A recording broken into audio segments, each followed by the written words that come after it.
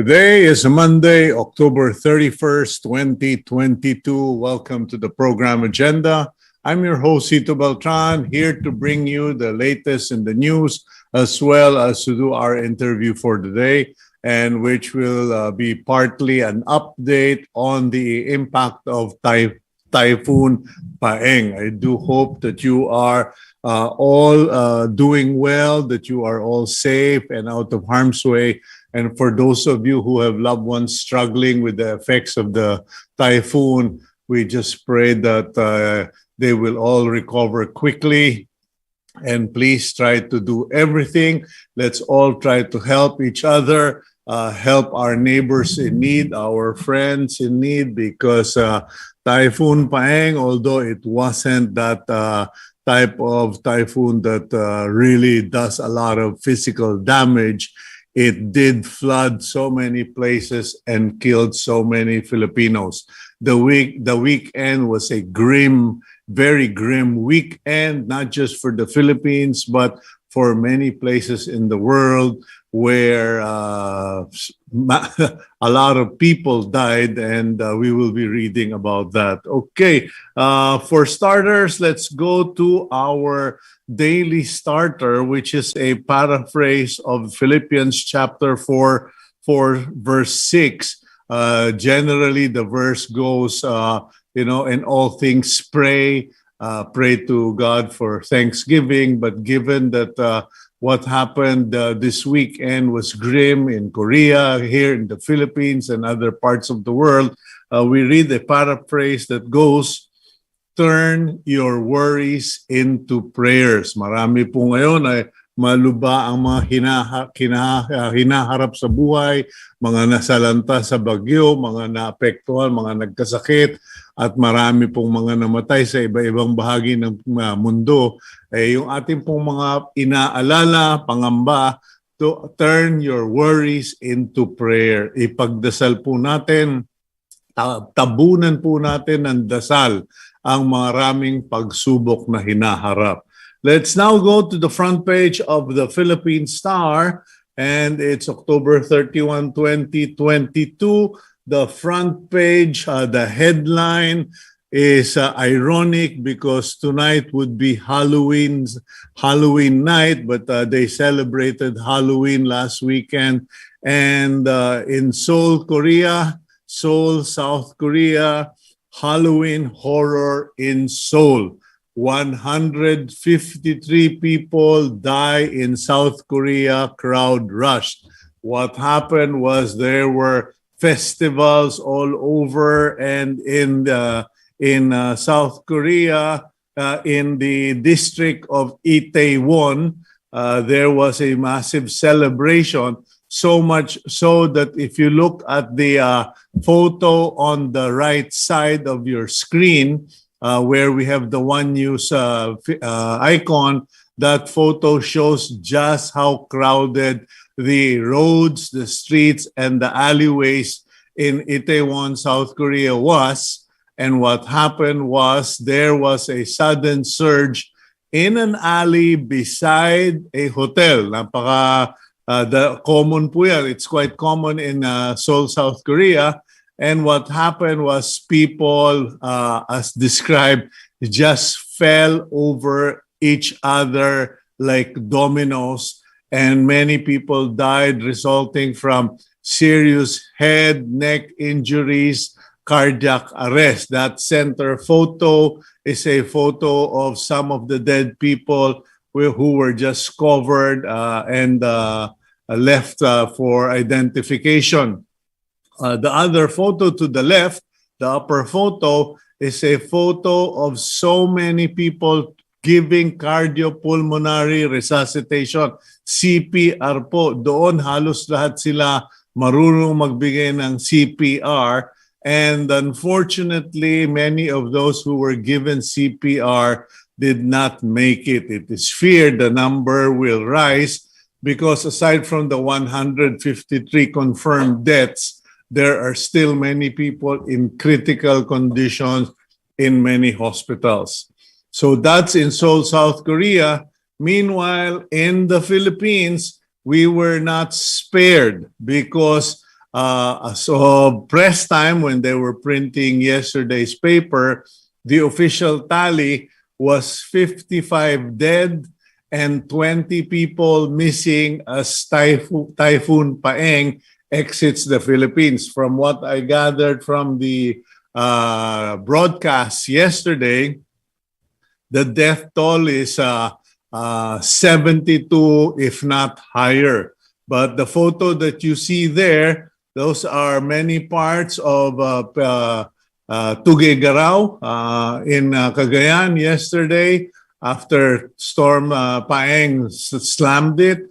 And then the smaller photo, I don't know if it's there, but it's a person cleaning a tomb in Angono Municipal Cemetery. Pati po yung mga nasa mataas na lupa sa Angono, talaga namang inulan. So in short, we have lots of deaths, so many deaths here in the Philippines because of the typhoon. They have so many deaths in Seoul, South Korea, and we would like to express our condolences to sa mga namatayan, our prayers for those who are struggling. And let's continue with the papers. At the top of the front page, the header, Bantag prefers death to prison. Mabasa's laments smear job. The former head of the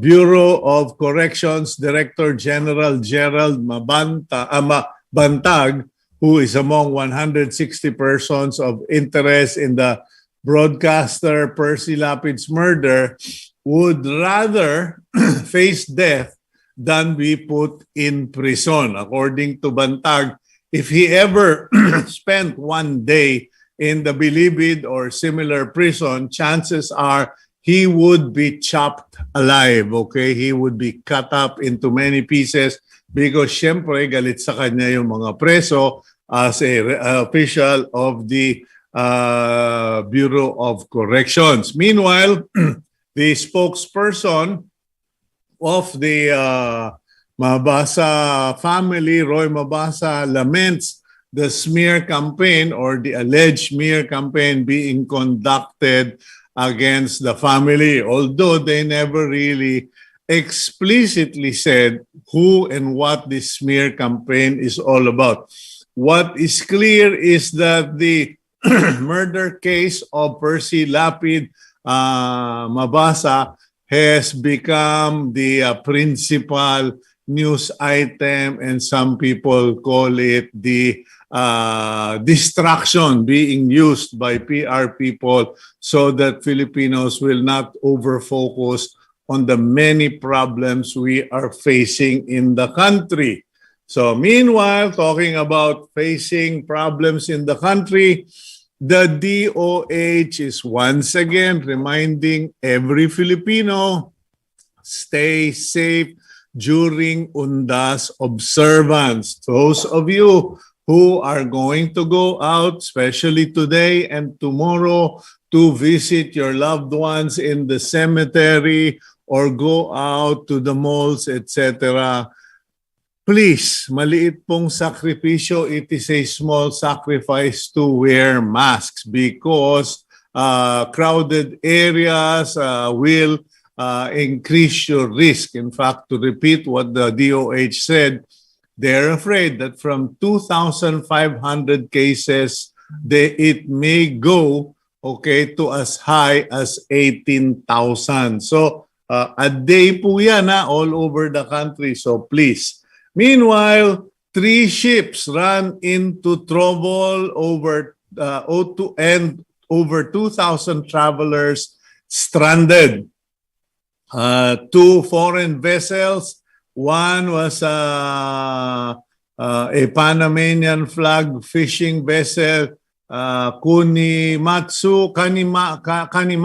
The third capsized in the vicinity of Manila Bay last Saturday, while Chinese vessel also got into trouble in the Batangas area, etc. So while 2,000 travelers remain stranded, in many ports. Lesson po, if there is already a typhoon forecast, wag na pong bumiyahe. At pigilan nyo na kasi mapeperwisyo lang at makakaperwisyo kayo. Typhoon Paeng displaces thousands in metro. Agri damage nears 50 million. We will try to get more updates on all of that later. And last but not the least, Philippines hopes U.S. renews duty-free privilege for exports. Okay, the Philippine government is hopeful that the U.S. will renew a program that granted duty-free privilege to more than 3,500 exports or products from Manila, even as it acknowledged that it is a highly charged issue shunned by most American politicians. It is called the Generalized System of Preferences or GSP, kumbaga special accommodations for Philippine products. Okay, that's about it. That's all we have for our news from the Philippine Star front page. Please read the Star cover. Okay, wait a minute. Okay, please read the Philippine Star and read all the inside news because marami pong balita na hindi ko mabasa dahil maikli lang ang oras natin. Okay. We are supposed to have Ramil Hernandez, Governor of Laguna, as our first interview, but apparently there is some technical difficulties, and please be advised. Okay, marami po sa inyo. There are a lot of you who are thankful that the typhoon is over, but please be careful because here's the thing.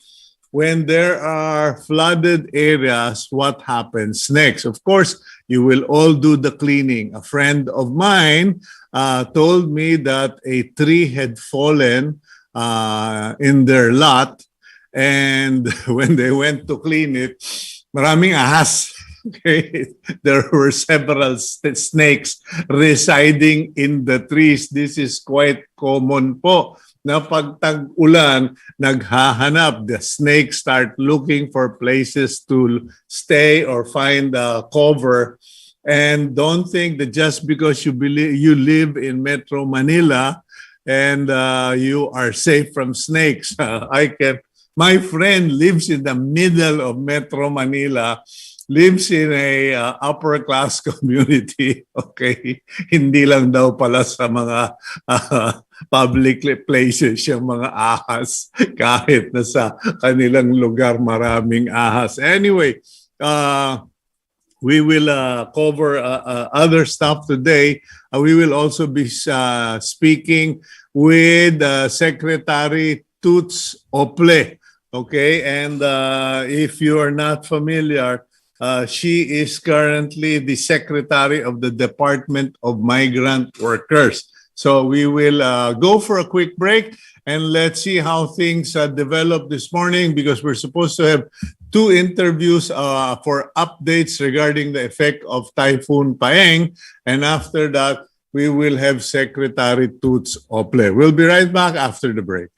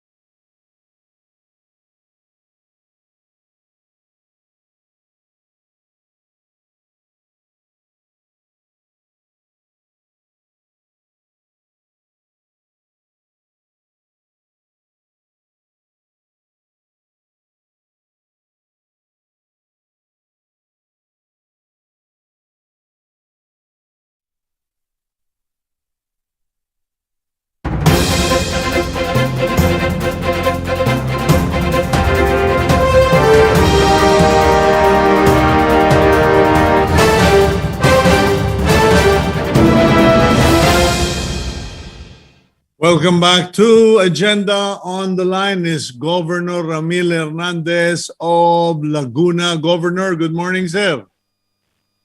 Good morning po, sir. Kamusta na po ang probinsya ng Laguna? Nangangamusta lang po tayo dahil marami tayong viewers and medyo kulang sa lumalabas na balita. Sana naman maayos kayong lahat dyan.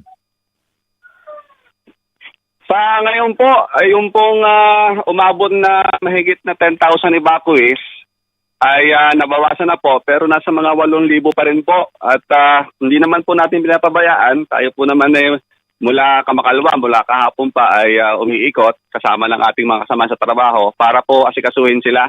At sa kasawayang palad po, meron po tayong 4 na nasawi at 3 injured. Pero siyempre ang ating pong opisina ay nakikipag-ugnay na po sa kanilang mga pamilya para po matulungan. Okay, ito pong mga napaabot sa aming mga larawan, the photos we have are of residential areas na binaha. Yan po bang mga binahang lugar yan ay tabing ilog o malapit sa mga sapa or talaga lang sobrang lakas ng ulan na inipaing pati kayo dyan nagmukha ng ilog ang mga kalsada? Yung pong ibang mga binha, mga dati na po talagang binabahayan dahil malapit po yan sa lawa ng Laguna at yung ilang lugar na may kababaan. Pero yung mga dati pong hindi masyadong binabaha ay talagang inabot na rin ng tubig dahil sa dami nga po ng sa lakas nga po ng ulan at hindi lang po basta malakas, continuous po siya. Kaya po nagkaroon po ng sobrang pagbaha. Okay, ano po ba ang mga balakin nyo sa araw nito? Kasi alam ko nagmamadali kayong makalakad. Malaman lang ng mga nasasakupan ninyo. Ano yung mga gagawin ng governor ng Laguna para maayos ito mga hinaharap na pagsubok? Yung pong mga kalsada na hindi po naging possible kahapon ay hindi po tumitigil ang ating opisina. Nasa clearing operation.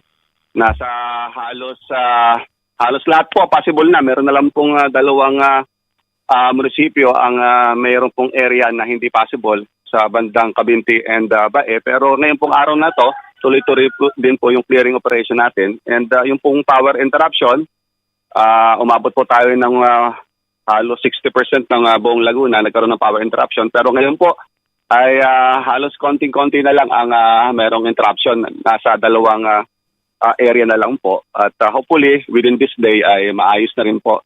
At again, tuloy-tuloy lang po yung relief operation po natin at napakarami po talagang nasa evacuation centers at nakikipag-ugnayan na rin po tayo sa national government para po sa additional assistance.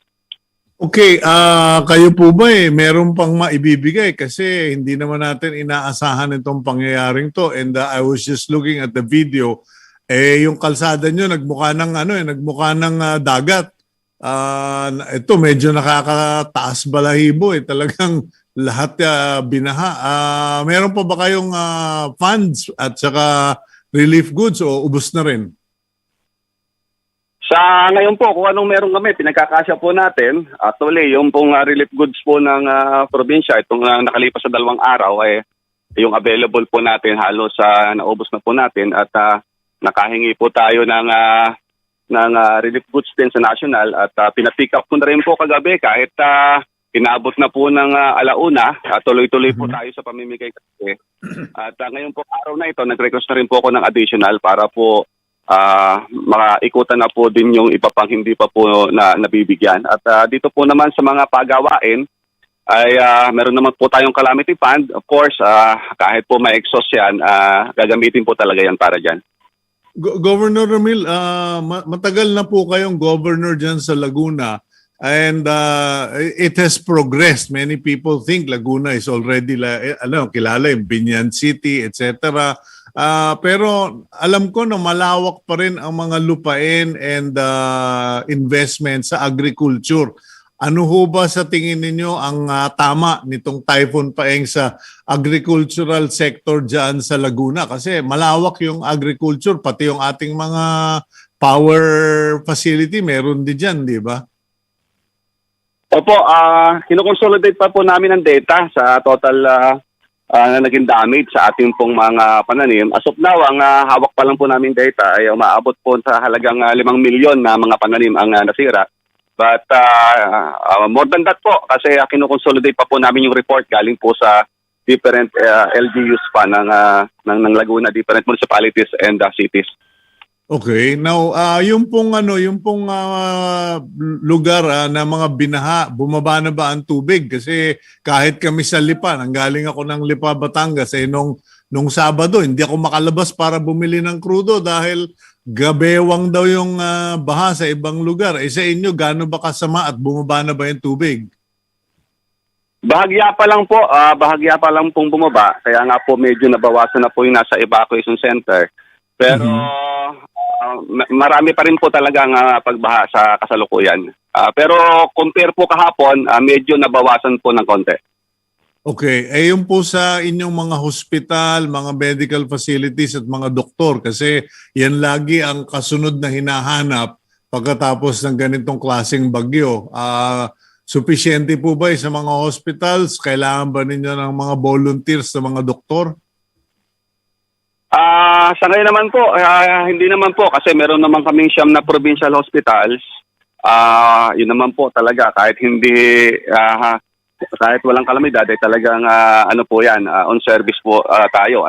Yung po namang mga pangangailangan sa evacuation centers, nandiyan po yung barangay, nandiyan ang munisipyo, yung po mga basic na gamot, meron po naman sila and tayo din po ay nagbibigay. Pero kapag meron po talagang nagkaroon ng malubhang karamdaman, tayo po naman nagbibigay po ng medical assistance.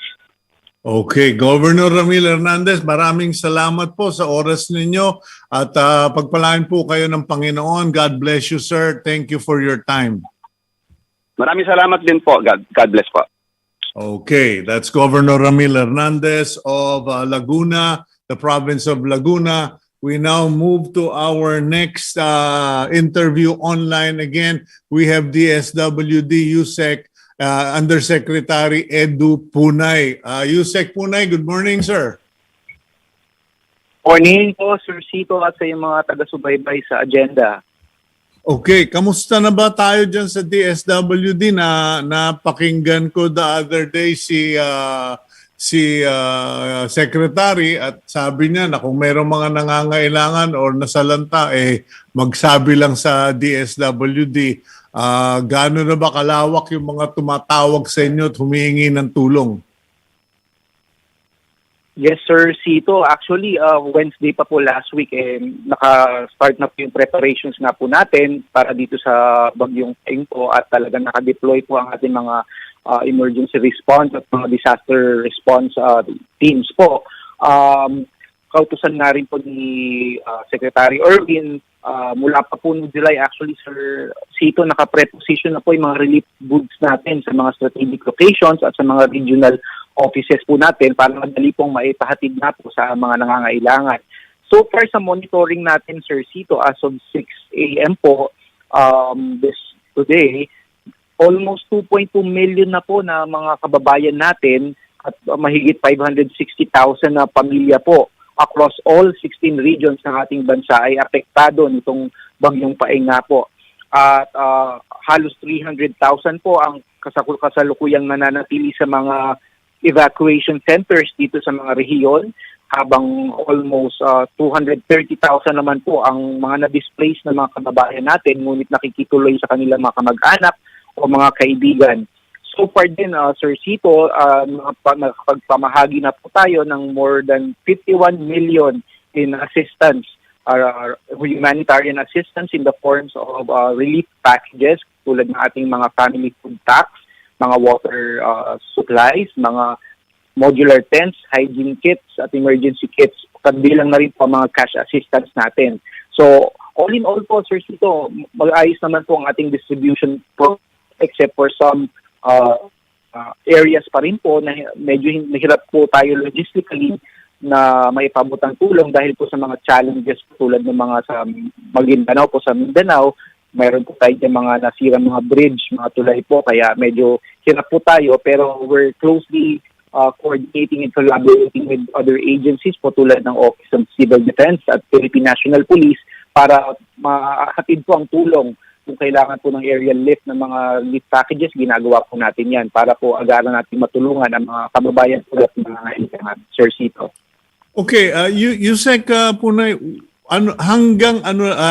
please don't get this wrong, no? I'm just want to be clear. Kasi ang binibigay nyo, relief packages, mostly food, medicine, at saka mga damit, di po ba?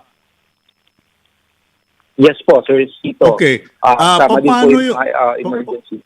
Yeah, paano yung mga nawalan ng bahay, yung lalo na dun sa Maguindanao ba yun, yung nag-landslide na yung buong barangay or something, and kasi may lumapit kagad sa akin kahapon nung dumating ako dito sa Manila na sa Pasig, yung isang katulong lumapit sa akin from another street at nagsabi na, "Sir, hingi sana kaming tulong kasi nawalan po ng bahay yung buong pamilya ko." Tigaron siya. Now, what about in terms of temporary housing? Ano ba sino ba may sakop niya na Yusek?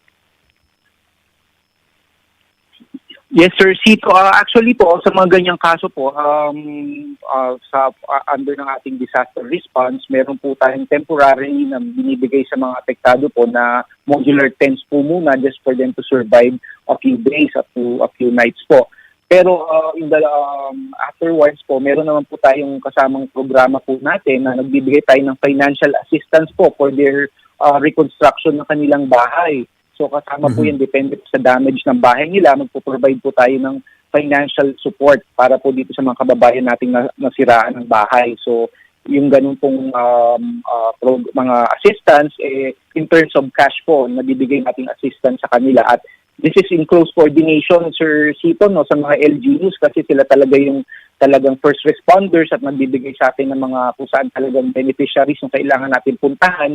So, in close collaboration po yung mga ganitong proyektos with LGUs, Sir Cito. Okay, napag-usapan na ba yan sa mga cabinet meetings? Because wala namang kaduda-duda.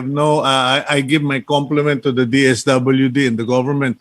Yung concept ng modular tents, magandang development yan, magandang strategy yan, and that really helps a lot of families, especially dun sa mga evacuation areas. But in the long term, there really is a need for either modular, tiny homes, or a system na para bang, I remember noon, meron tayong pinag-uusapan niya noon, yung yung mga tents ba na hindi basta-basta tent, talagang tent na pwedeng gawing bahay, pero one family tent lang siya. What happened in Maguindanao, we need to have those deployed. Yes, you're correct there, Sir Cito, no? Talagang kailangan ng mga matitibay po ng mga evacuation centers nga po. At ang atin naman pong cabinet ay responsive po sa ganito mga ideas. Marami po tayong pinag-aaralan on how to further improve our response. Meron po tayong NDRRMC na interagency po. So meron kasama po dyan ng mga DILG at mga ibang ahensya po ng gobyerno na re-responde sa mga ganitong mga issue po. And also, let us point out also, Sir Cito, no, meron tayong pending legislation din po pala na dito sa Kongreso, meron tayong propose po ng mga temporary evacuation centers po ng mga disaster resilience. Yun po yung isang perhaps pwede natin i-pursue para po in crisis like this, meron tayong mga pupuntahan ng mga pamilya natin na kahit na po magtagal sila ng linggo o buwan habang ginagawa po yung kanilang mga bahay. Kaya importante po yung mga ganitong measures po, Sir Cito. Well, thank you very much, Undersecretary Edu Punay, and sana magkatotoo na yan, yung parang katulad sa UNICEF, mga United Nations, mga pop-up tents na ginamit nila noon sa Puerto Rico and in the African areas. Okay, thank you very much, Yusek. Thank you, Sir Cito, at magandang umaga po. Okay, yan po, Undersecretary Edu Punay of the DSWD. Wala silang tulog, wala silang pahinga. dahil talaga pong sinalanta ang buong Pilipinas. Okay, we'll go for a quick break, and when we return, we will speak with the Secretary for the Department of Migrant Workers, Toots Ople, here on Agenda.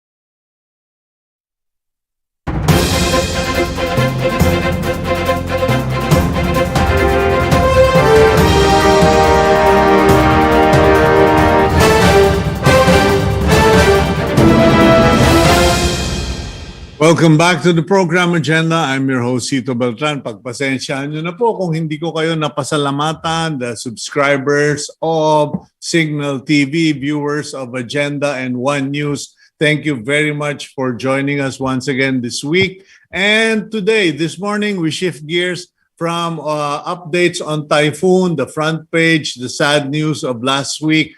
Let's shift gears, and I'm glad to have as our guest today on Agenda someone I have known for many years, someone who just quietly, consistently, and ito yung babae that has grit, okay, pursued her own agenda, and we are so happy that she is now where she rightfully belongs.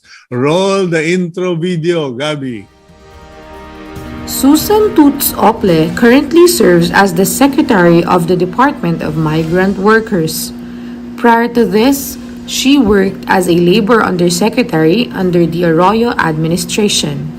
The daughter of the late Senate President Blas Ople, Toots has been a known advocate for OFW rights. She founded the nonprofit organization Blas Ople Policy Center that caters to OFWs' concerns. Good morning, Secretary Susan Toots Ople. Hindi sumayad sa panaginip ko na tatawagin kitang Secretary, but I am so proud of you, Madam. Yeah, good morning, Cito, and it's a privilege, it's an honor to be in your program.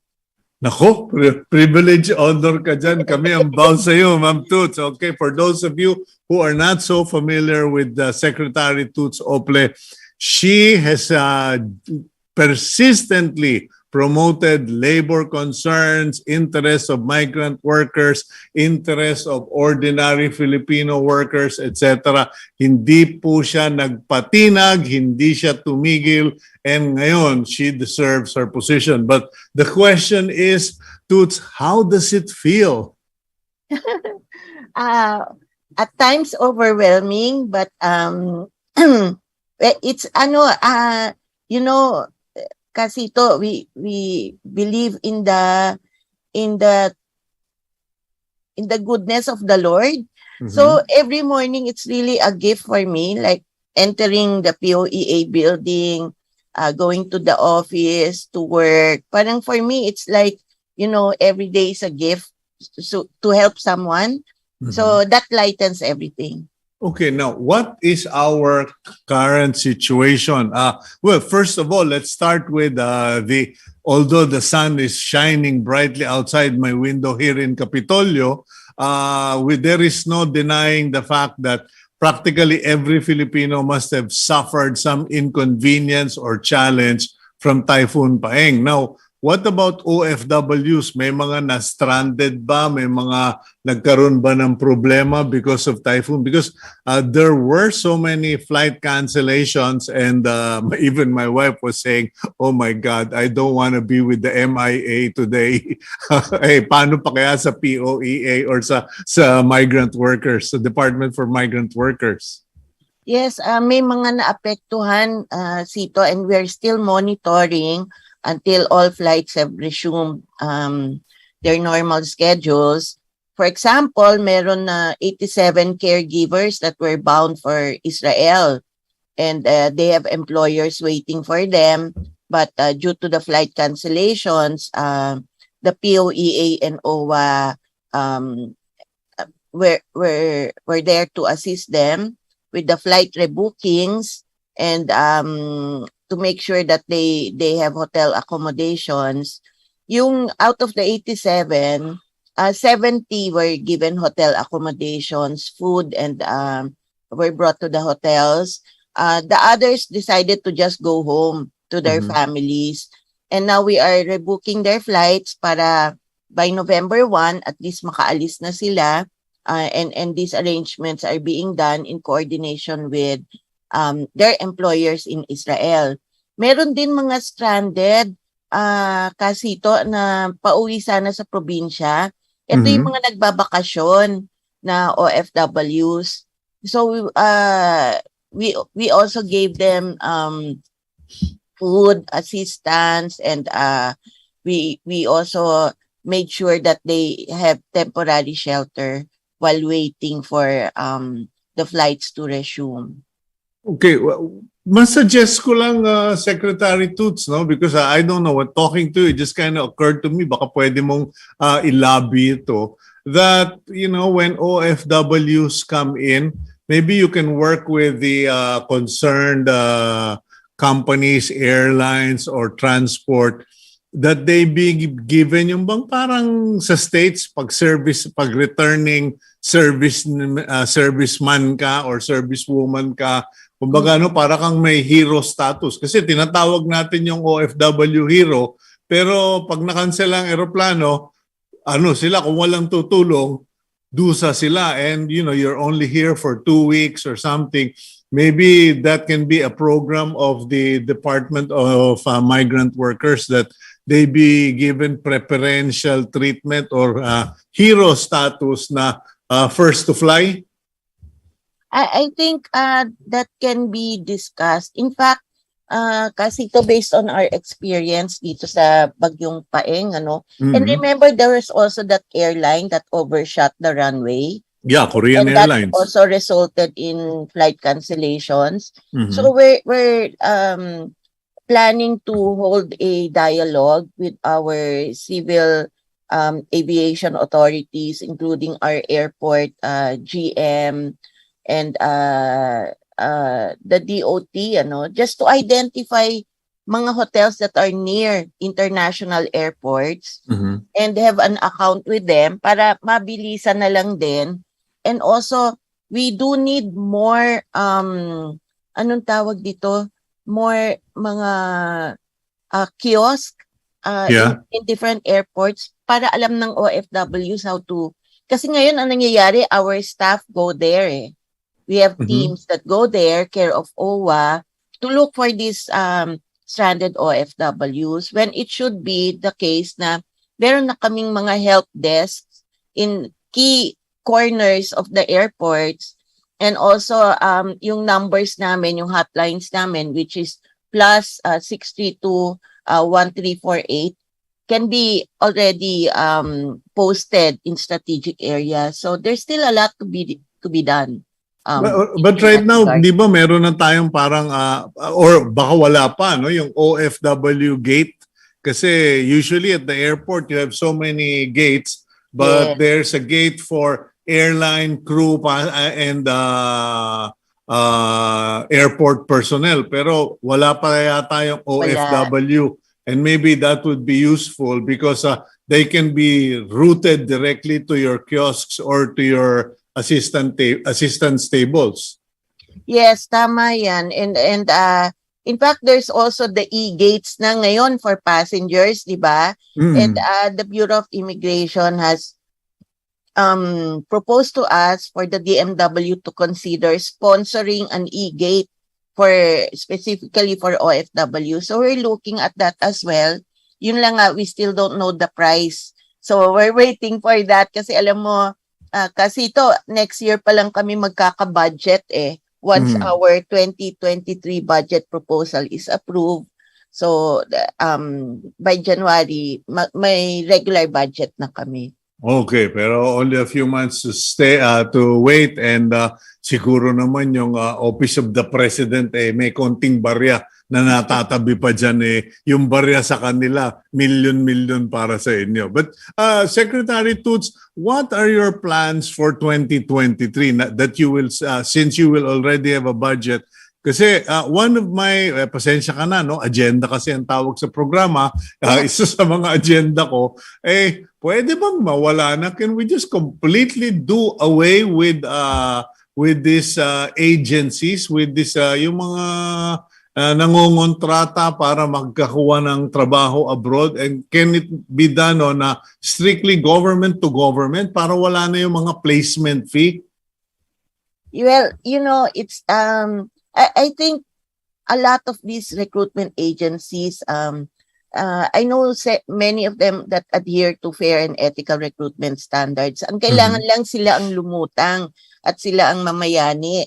And we do understand na actually, kasi ito, one of the problems that I discovered is that maraming foreign-owned agencies na dami lang yung Filipino na nandun sa SEC registration, but they're actually owned by Arabs and some other nationalities, ano. And yun, hawak nila yung pipeline dito, hawak nila yung pipeline sa bansa nila, and naiipit yung worker natin, ano. So that's one thing that we need to focus on. And certainly we are now strengthening our whitelist and blacklist operations. Yung whitelist, this will be the list of recruitment agencies that we deem to be fair and ethical in their standards of recruitment. Yung blacklist, yan yung mga talipandas, yan yung mga walang pakialam talaga sa worker nila. Kuha ng service fee from the foreign employers and their recruiters. It's hard to do away with the present system only because there are countries that prefer it also that way, that they have their own recruitment agencies there and counterparts. Is there, are you going to propose or lobby for a law that will criminalize these abuses and make sure that people go to jail? Kasi yun yung nagiging criticism even before you got into government, Secretary Toots, that yes, there is a blacklisting, but nobody goes to jail. Parang house of prostitution, ang nahuhuli, yung sinasabing prostitute, pero yung bugaw, yung may-ari, yung operator, never nahuhuli. Or sa drugs, laging yung user, hindi yung pusher. Yes, well, there are existing laws na, yung Anti-Trafficking Act, and we also have anti-illegal recruitment laws, no, and the usual labor violations that can be found in the labor code. But having said that, once 2023 comes around, Cito, we will have an action fund. The action fund initially has 1.2 billion, no? Sana madagdagan pa, but right now yun ang proposal ng DBM for us. Yung 1.2 billion, we can hire lawyers using that action fund. Our intention is to run after the foreign employers na yun ang nananakit, yun ang nananampal, yun ang nagpapahirap. And then also to look at the roles of the foreign recruitment agencies in selecting these employers and the local agencies in having these employers approved. Sama-sama yan eh. So, but the point of impact, yung nanakit, yung foreign employer, yun ang madalas napapabayaan, hindi na hinahabol. Yun ang gusto namin managot din. Yeah, I know our president is very sensitive to diplomatic concerns, and of course, he also wants the OFWs' rights respected and given good treatment. Now, the question I've asked this in the past, will we ever shift our transactions from the traditional Middle Eastern hires to going to countries like more to the UK, the US, Canada, Australia? Kumbaga, in countries where they appreciate the help and don't treat the help or the workers as as second-class citizens, or in some cases even slaves that they can transfer from house to house. Aabot ba tayo dyan, Secretary Toots, na kung ayaw nyo, diwag nyo, lipat kami, we will deal with the civilized countries? Well, to be fair, there are a lot of success stories then in the Middle East, Mm-hmm. And this include our domestic workers na minahal talaga ng kanilang mga employers. I mean, evil people can be found anywhere in the world, no? Yeah. Even evil employers exist even here amongst us. Having said that, the good news is that countries like Hungary, Romania, Portugal have been reaching out to the DMW. In fact, they would want us to start bilateral labor talks with them as early as the first quarter of next year. Mm-hmm. And we are excited about this because ang reason kung bakit sila nag-reach out sa atin, Cito, is they said that we understand the importance of family. Parang we share the same family values. Mm-hmm. Also because they are, of Christian faith. And with Portugal, they are quite comfortable with having Filipinos there based on their experience with the few Filipinos that are already there. So, yun ang isang nakikita naming emerging labor markets na are pretty safe for our workers and will be covered by bilateral labor agreements. And also, Germany and even South Korea have recently reached out to us kasi the labor shortage around the world is real. And sabi nga nung German ambassador sa akin, sabi niya sa akin, Secretary, do you know that our coffee shops are only open half of the week? Sabi ko, bakit? We don't have service workers anymore. They don't want to work.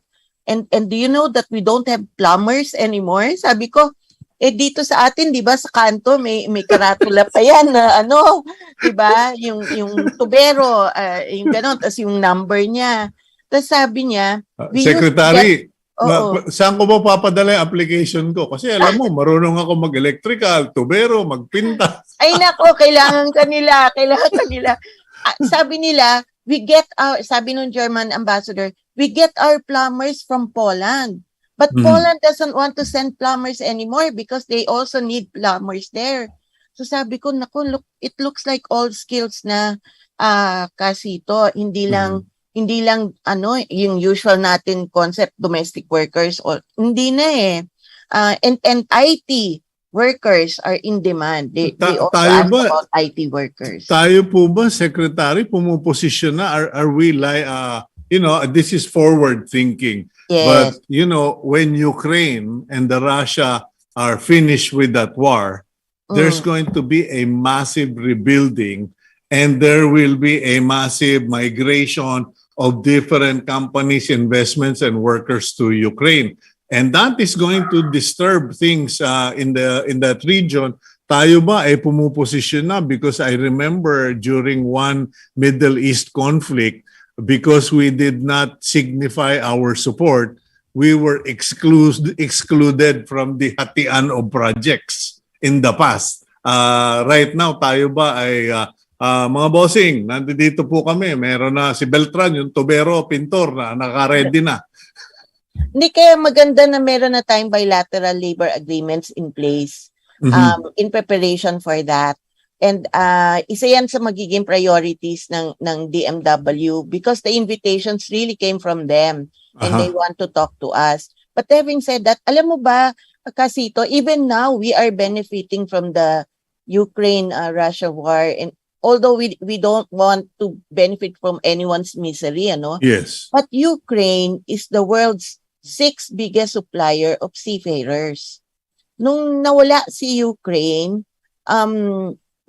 yung EU companies, EU shipping companies were looking for replacements and may preference for Filipino seafarers.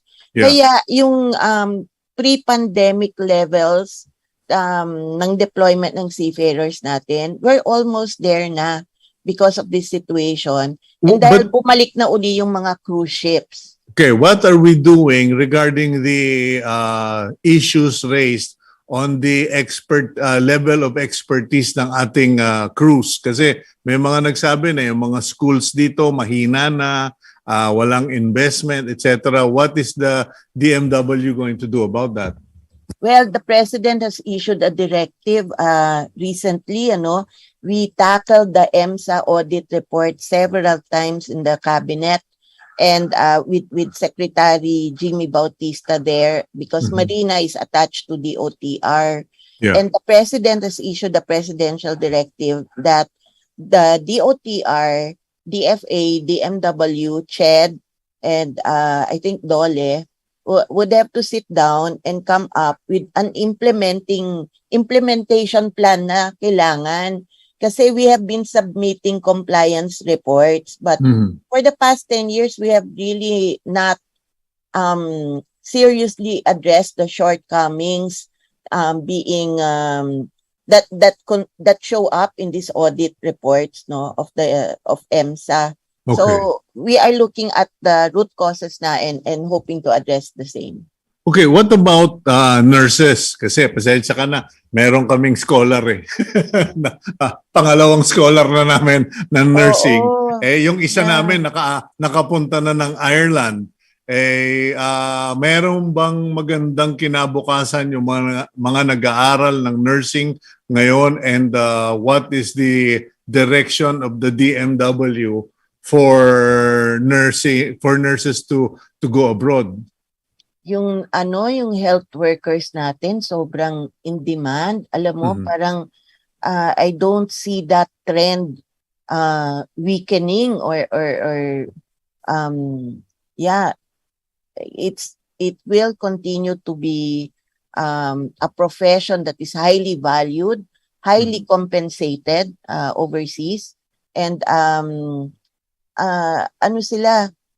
bulletproof, kumbaga. Whatever happens with the global economy because of the pandemic, it will remain to be a highly valued profession. But how do we get to the point that we produce enough of these talented nurses, crewmen, etc., mga skilled labor? What are your plans, Secretary Toots Ople? We are discussing this with the DOH. DOH has created a technical working group. Interagency siya to discuss, among others, etong deployment cap. Feeling kasi namin sa DMW, it should be eased. Hindi naman totally eliminated, but it should be rationalized, no? Hindi kasi pwedeng may deployment cap tayo forever without any reforms taking place here in our country, kasi parang these are people who practice their craft. It's a profession. Yeah. They invested years and money and their own knowledge in this and their skills, no?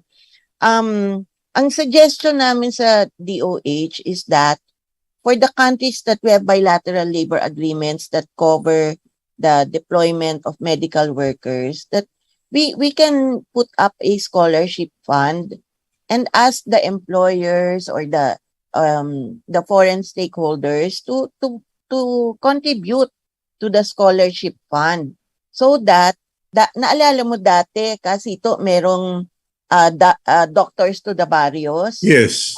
Iniisip ko parang nurses and doctors from the barrios yung mga nasa baryo na nagdi-dream na maging nurse someday, maging kahit nga caregiver someday. Correct. May scholarship fund para matulungan sila. Coming from the donations of foreign employers. Foreign employers, yung mga countries that are also invested in our healthcare system and governments. Parang social payback. We have to sit down with DOH kasi wala naman sa amin yung competence pagdating sa pag-identify ng tamang scholars, pag-put up ng fund na yon. We can only use our network to help out. But that's an idea that I have proposed to Secretary Barhere of the DOH. Okay, well, everything coming from your end seems to be good news. A lot of potential. Unfortunately, we're down to our last minute. So I'll give you the chance to shout out to our viewers. And once everything comes down from this Typhoon Paeng, we'll ask you to join us again and maybe we can do a complete run-through ng mga programa mo. Because sabi ko naman, supportahan ta ka, Secretary. Please go ahead, Secretary Toots. Thank you, Cito. Actually, I just need, in all humility, I really appeal for understanding, patience, and support from our stakeholders. It's not an easy task putting together different agencies with varied cultures and putting them together under one department. But we're doing our best. We are addressing the OEC. We want it to be digital. We are addressing the need to automate a lot of processes within the POEA, but that takes a lot of time. Alam mo yun, Cito, it's easy to say digitalize, but a lot of policy reforms also need to take place for that to happen. But we're doing our best, and we will have more to report, especially by December up to, of course, once we have our budget by January and onwards. Okay. Thank you very much, Secretary Toots Ople. May the Lord bless you, keep you, and bless the work of your hands. And siguro next week, schedule taka para malaman ng lahat. Okay, Secretary Toots, thank you. I appreciate the invitation. God bless. Okay, God bless you too. And now let's go to our closing blessing for the week. And it goes, Lord, thank you for this brand new day. Today, I pray for my beloved country. Show us your mercy and compassion. Bless our leaders with wisdom. Grant our country peace, unity, and prosperity. Protect our nation, Almighty God. Amen. That's all for the day. Thank you for joining us here on Agenda.